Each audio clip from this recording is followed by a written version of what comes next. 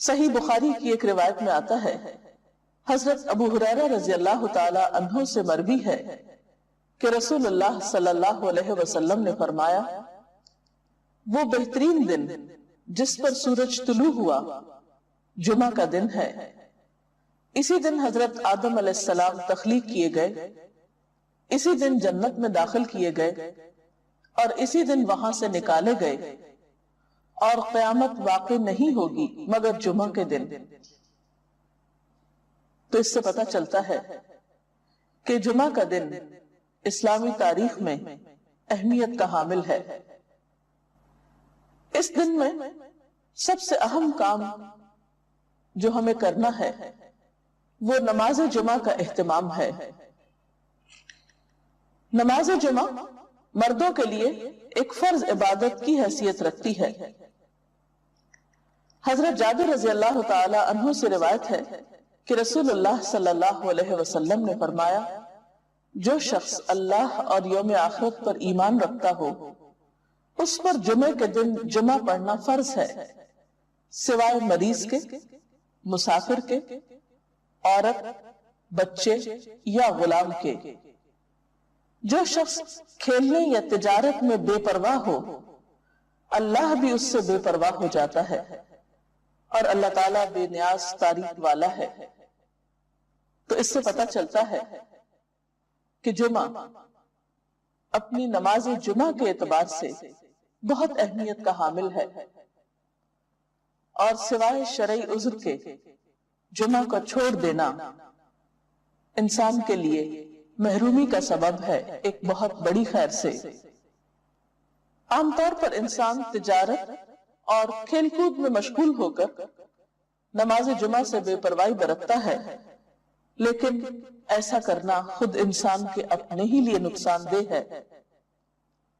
جمعہ کے دن ایک خاص گھڑی ہوتی ہے جس میں انسان کی دعائیں قبول ہوتی ہیں۔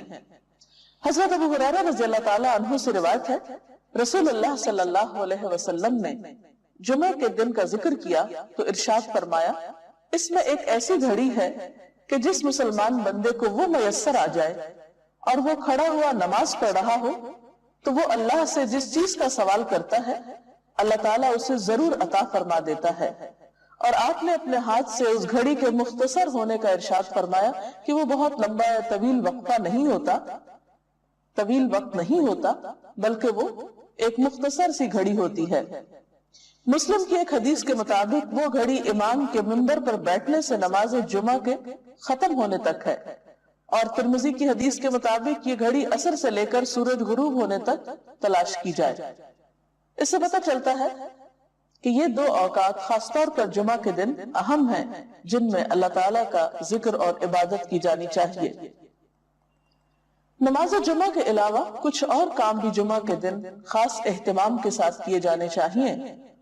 ان میں سب سے پہلی چیز طہارت و پاکیزگی کا اہتمام اور اس کے لیے غسل کرنا۔ حضرت ابو سعید خدری سے روایت ہے کہ رسول اللہ صلی اللہ علیہ وسلم نے فرمایا، جمعہ کا غسل ہر بالغ شخص پر واجب ہے، یعنی اس سے اس کی اہمیت کا اندازہ ہوتا ہے۔ حضرت سلمان فارسی کہتے ہیں کہ نبی صلی اللہ علیہ وسلم نے فرمایا کہ جو شخص جمعہ کے دن غسل کرے اور جس قدر اس کے امکان میں ہو طہارت کرے، پھر تیل لگائے یا اپنے گھر کی خوشبو استعمال کرے، اس کے بعد جمعے کے لیے نکلے اور دو آدمیوں کے درمیان میں جو مسجد کے اندر بیٹھے ہوں تفریق نہ کرے، یعنی بیچ میں سے ان کو نہ کاٹے، پھر جس قدر اس کی قسمت میں ہو نماز پڑھے، پھر جس وقت امام خطبہ پڑھنے لگے تو چپ رہے، تو اس کے وہ گناہ جو اس جمعے اور پچھلے جمعے کے درمیان ہوئے بخش دیے جاتے ہیں۔ حضرت اوس بن اوس سے روایت ہے کہ رسول اللہ صلی اللہ علیہ وسلم نے فرمایا، تمہارے دنوں میں سب سے فضیلت والا دن جمعے کا دن ہے، پس تم اس دن مجھ پر کثرت سے درود بھیجا کرو، اس لیے کہ تمہارا درود مجھ پر پیش کیا جاتا ہے۔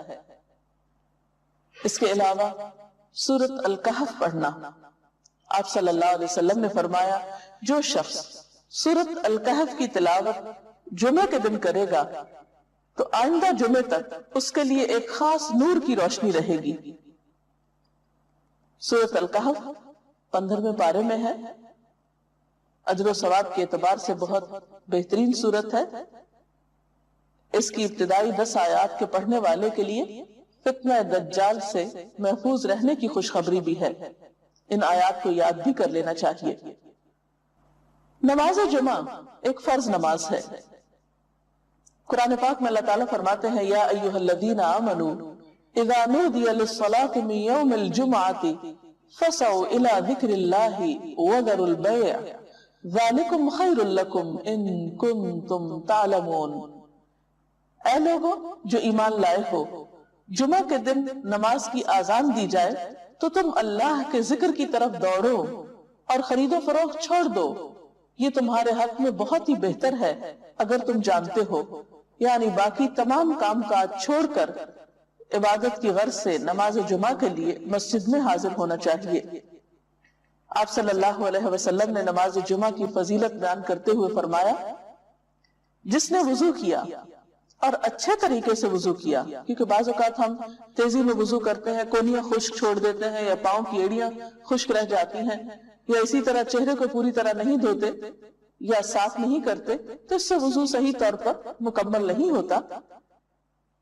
تو آپ صلی اللہ علیہ وسلم نے اچھی طرح وضو کرنے کا حکم دیا، فرمایا کہ پھر وہ شخص جمعہ پڑھنے کے لیے آئے اور کان لگا کر خطبہ سنے اور خاموش رہے تو اس کے اس جمعے سے دوسرے جمعے کی درمیانی مدت اور مزید 3 دن کے گناہ معاف کر دیے جاتے ہیں۔ اس میں آپ دیکھ رہے ہیں کہ خاص طور پر خطبے کے وقت خاموشی کا ذکر ہے، کیونکہ اس وقت توجہ کے ساتھ بات سننا نہایت ضروری ہے۔ ایک اور حدیث میں یہ بھی آتا ہے کہ اگر کوئی شخص کسی دوسرے کو خطبے کے دوران یہ کہتا ہے کہ تم چپ ہو جاؤ، یعنی چپ کرانے کے لیے بھی بولتا ہے، تو اسے بھی ایک لغو بات شمار کیا گیا اور ناپسندیدہ قرار دیا گیا۔ نماز جمعہ نہ پڑھنے والوں کے لیے آپ نے وعید بھی سنائی۔ حضرت ابو ہریرہ اور حضرت ابن عمر سے روایت ہے، انہوں نے رسول اللہ صلی اللہ علیہ وسلم کو اپنے منبر کے تختوں پہ یہ فرماتے ہوئے سنا کہ لوگ جمعے چھوڑنے سے باز آ جائیں، ورنہ اللہ تعالیٰ ضرور ان کے دلوں پہ مہر لگا دے گا، پھر وہ یقیناً غافل لوگوں میں سے ہو جائیں گے۔ اور غافل دل تو پھر ایک بیمار دل ہوتا ہے، انسان کے اپنے ہی لیے تکلیف دہ ہوتا ہے۔